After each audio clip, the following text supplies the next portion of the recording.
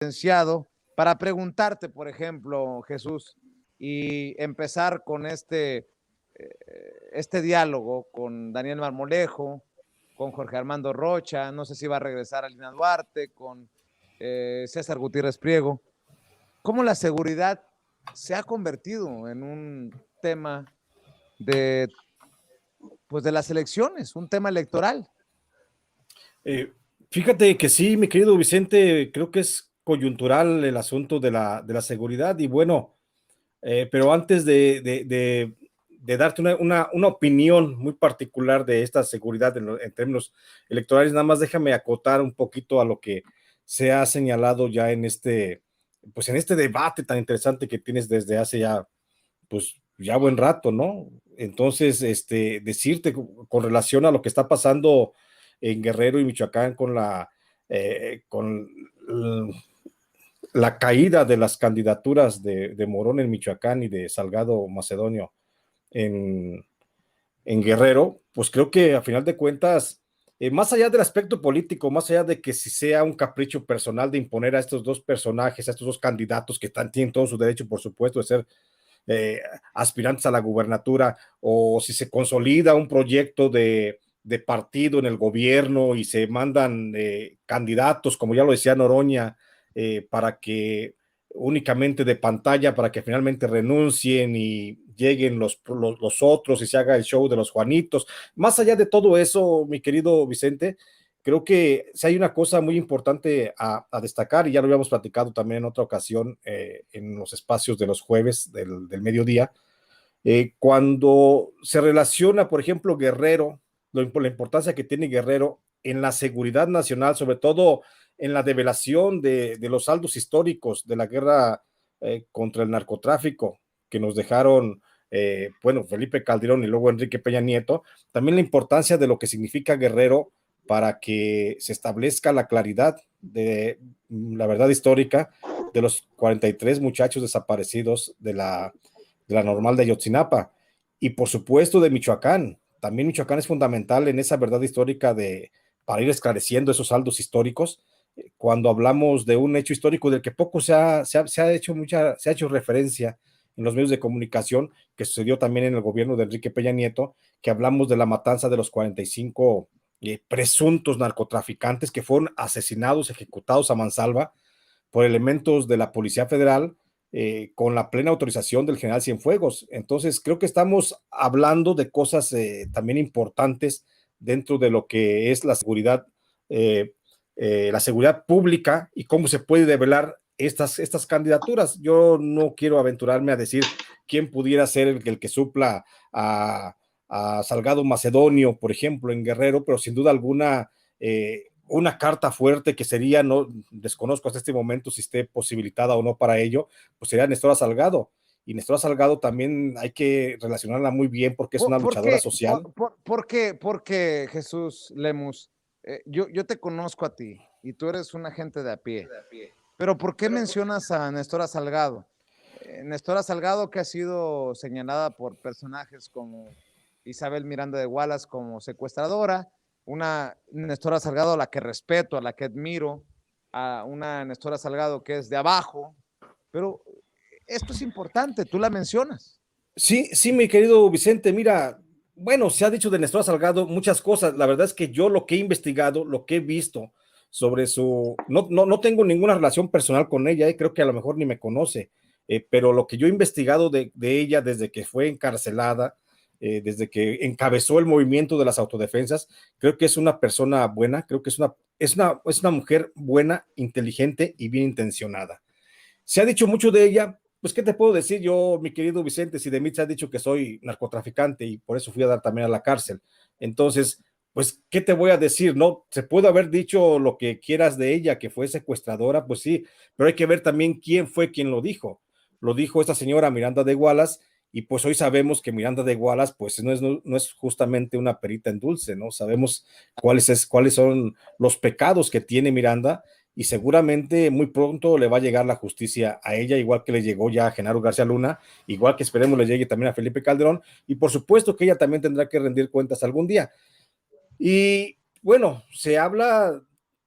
se habla de Nestora como un ser ambivalente en la lucha por la seguridad pública en el estado de Guerrero, pero la verdad es que hay que señalarlo también,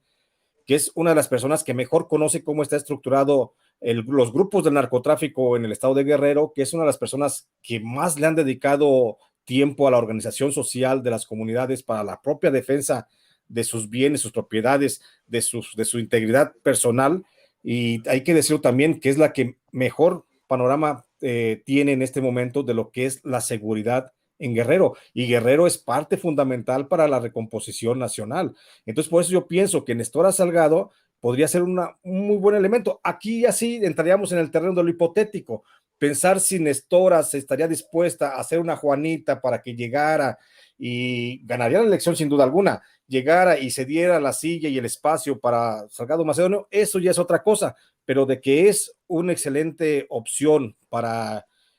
Morena, para no perder la oportunidad del triunfo histórico en esa región, eso sin duda. Además te digo, insisto, Nestora es la que tiene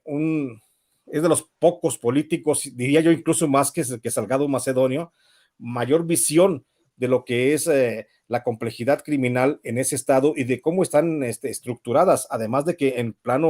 el plano personal yo pienso, yo así lo asimilo, yo así lo veo, de que Nestora podría tener la fuerza y sobre todo el valor para llevar a cabo una limpia completa en el estado de Guerrero. No quiero irme como promotor de ella, nada más estoy planteando lo que sería en términos de seguridad, mi querido Vicente. Pues Querido no es por nada, Vicente, pero yo avalo eso. Mi querido Daniel. sí, es muy importante reflexionar que hay un asunto no resuelto de justicia histórica tanto en Michoacán como en Guerrero. Debemos de recordar que el candidato en este momento, de no haber fallecido, sería José Manuel Mireles, el doctor Mireles Valverde, quien además encabezó las autodefensas. Y en este momento él estaría pues realmente al frente de la candidatura, confrontado o no por el INE y por el tribunal, seguramente. Lo que ya tendríamos nosotros que hablar dentro de la impericia de Morena, pero sería él, el doctor Mireles. El que pudiera ser Nestora Salgado correspondería también al mismo proceso histórico de las autodefensas en México y de tratar de transitar hacia un proceso de pacificación, conociendo las entrañas de la realidad. Yo conozco el estado de Guerrero y te puedo decir particularmente de lo que significaría este tema de la justicia social a través de las autodefensas. Pero señalar también particularmente que en el estado de Michoacán, donde el problema es exactamente el control del crimen organizado de muchas regiones, donde no hay forma de que entre la autoridad, y lo vimos también con un ataque ocurrido a un convoy oficial por parte de grupos criminales hace varios meses. Pues el tema en Guerrero de la autodefensa sería fundamental. Tenemos particularmente que observar un aspecto también importante, que es la situación de la administración pública. Y en este caso, si Nestora Salgado pudiese apalancar una estrategia con Félix Salgado Macedonio, y junto con otros personajes, incluso con Amílcar Sandoval, poder platicar y estructurar, ahí te va, ¿eh? Estaríamos hablando no de un gobierno de un hombre o de un gobierno de una mujer, sino una posición estratégica que resolvería muchos de los problemas, en donde la figura del gobernador deja de ser estas figuras totalitarias a nivel estatal. Claro. Y en todo caso, tendríamos un tránsito muy interesante de hacer un gobierno de tres mentes, que también creo que eso es muy importante. Entonces, valoraría yo mucho que en otro estado, pero bajo una misma condición histórica de justicia y de pacificación y de defensa contra grupos criminales, fuese valorada la figura de Nestora Salgado. Yo estoy de acuerdo, y perdón, yo estoy de acuerdo con lo que dice el maestro Marmolejo, por supuesto, pero también viendo el desarrollo histórico de lo que son las candidaturas, la transición de las armas para llegar a la actividad política, para la transformación del entorno y para el cumplimiento de las metas de los grupos de autodefensa, no debemos también de perder lo que está pasando, de no perder de vista lo que está pasando justamente también en Michoacán. En Michoacán, con la caída de Raúl Morón, que se apuntalaba como el mejor de los candidatos hasta este momento, pues deja un espacio muy hueco, deja un hueco muy grande, un espacio muy amplio para quien pudiera llegar,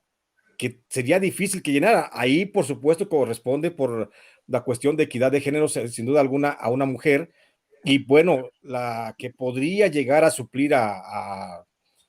Morón en esta candidatura, te digo, si hablamos de que no es un capricho para imponer a Morón, sino es una necesidad de sostener un proyecto político nacional a través de un contundente triunfo de Morena, podríamos estar hablando también de otra mujer, digo, no guerrillera, no mucho menos, una mujer muy política, muy dada también al pensamiento crítico, siempre desde la izquierda. Hablamos de Selene Vázquez, que podría llegar también a suplir Oye, esa candidatura, y Selene Vázquez, pero también habría que ver si Selene Vázquez está dispuesta a ser Juanita. Lo que sí es un hecho también es que ahorita en Michoacán, justamente en este momento, hay un candidato emanado de los grupos de autodefensa que podría capitalizar ese hueco que está dejando, o ese vacío que está dejando la caída de la candidatura de Morón. Y estamos hablando de Hipólito Mora Chávez, que es candidato por el PES,